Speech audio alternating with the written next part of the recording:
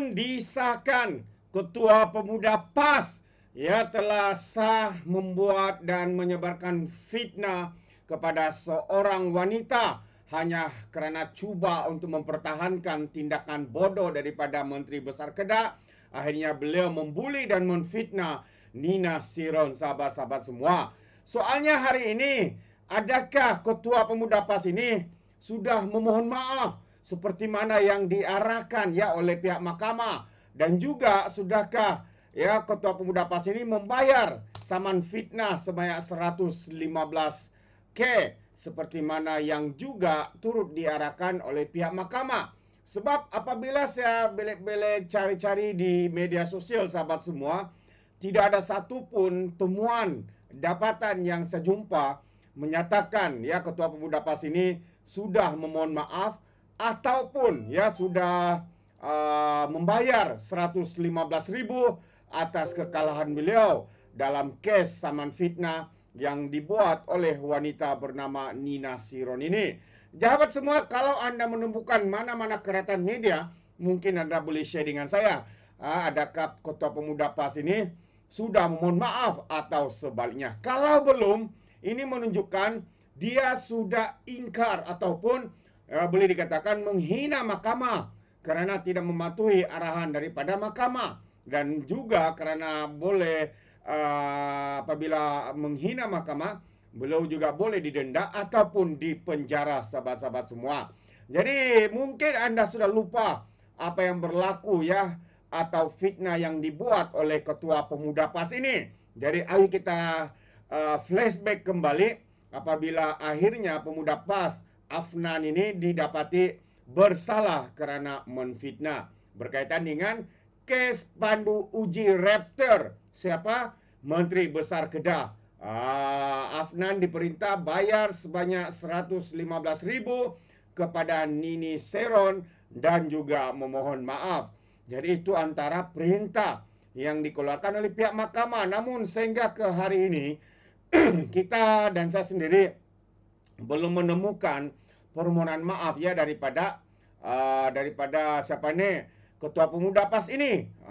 Jadi mari kita baca ataupun flashback semula berkaitan dengan saman ini. Wanita yang dikaitkan dalam kejadian tular berhubung kes pandu uji kenderaan membabitkan Menteri Besar Kedah Muhammad Sanusi semasa Perintah Kawalan Pergerakan PKP pada tahun 2021 menang saman di mahkamah.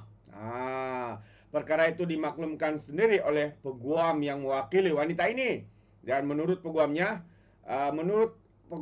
Hakim Zuhasmi bin Abdullah, iaitu Hakim Seksyen Sivil Butterworth, memutuskan antara lain bahawa yang pertama, ya, satu, wujudnya niat jahat dalam penyataan Afnan Hamimi, iaitu Ketua Pemuda PAS.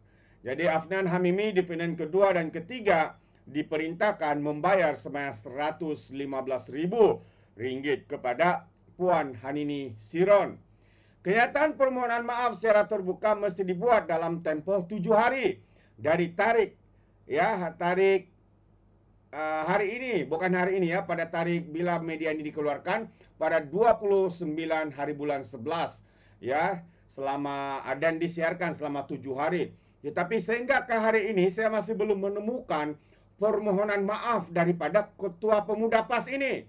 Adakah beliau ini enggan untuk mengaku ya, seperti mana pendakwaan berjaya membuktikan bahwa Afnan Hamimi, Ketua Pemuda PAS ini, telah menyebarkan fitnah dan menfitnah wanita ataupun Hanini Siron ini. Dan tuntutan preventif terhadap defendant yang keempat pula ditolak. Ialah itu yang keempat ditolak, tapi 1, 2, dan 3 permintaan itu telah dibenarkan. Pada 18 Agustus 2021 yang lalu, ya, peguam yang mewakili Hanini Siron berkata tuntutan itu adalah sebagai ganti rugi dan atas tindakan bully cyber, penghinaan, mendapat nama buruk, tekanan emosi dan pencerobohan data pribadi serta privasi yang dialami anak guamnya. Wanita Hanini Siron ini banyak mengalami tekanan ya apabila bukan saja Ketua Pemuda PAS ini yang menfitnah, namun dibuli juga oleh geng-geng walaun-walauntih, kononnya menjadi penfitnah kepada Sanusi. Sanusi pula mengatakan wanita ini tidak benar, ya, sengaja memburukkan dia dan sebagainya. Tetapi akhirnya dalam siasatan didapati bahwa Sanusi telah melanggar, ya, arahan PKP dan akhirnya didenda sahabat semua. Dan Hamimi juga, Afnan Hamimi ini turut mendapat ataupun dijatuhkan hukuman kerana menfitnah dan dia diarahkan untuk memohon maaf. Jadi ini persoalannya sampai hari ini saya masih tercari-cari keratan posting yang dibuat oleh Ketua Pemuda PAS ini, ya, adakah beliau sudah memohon maaf ataupun sebaliknya. Jadi sahabat semua, jika Anda menemukan mana-mana kenyataan posting daripada Afnan Hamimi, Ketua Pemuda PAS yang kalah saman fitnah ini, Anda boleh kongsikan dengan saya, ya, supaya kita boleh buat ulasan dan sebagainya. Alright, jadi itu saja.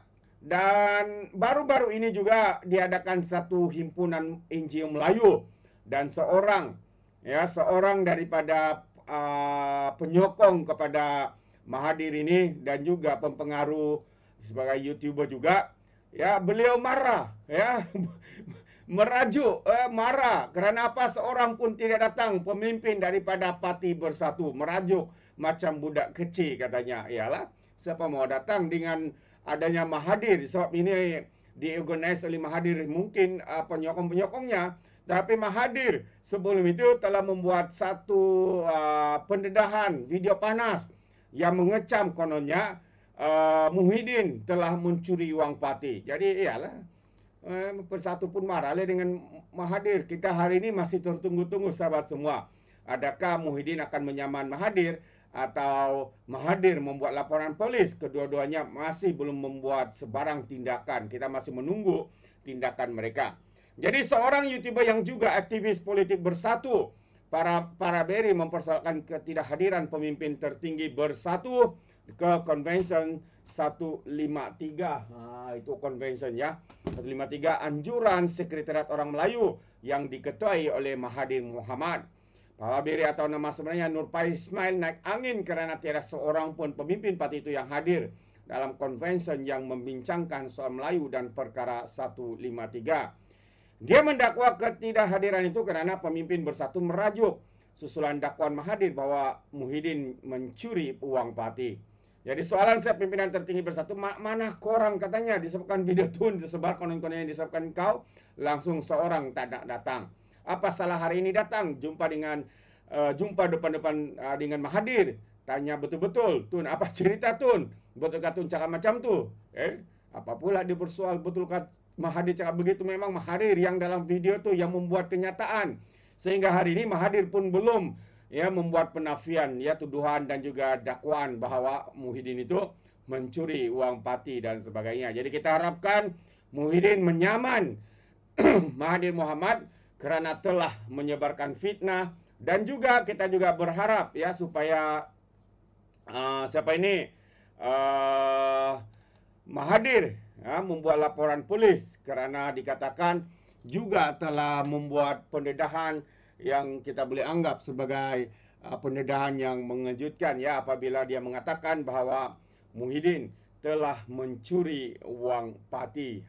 Jadi kita harapkan supaya Mahathir buat laporan polis, Muhyiddin pula menyaman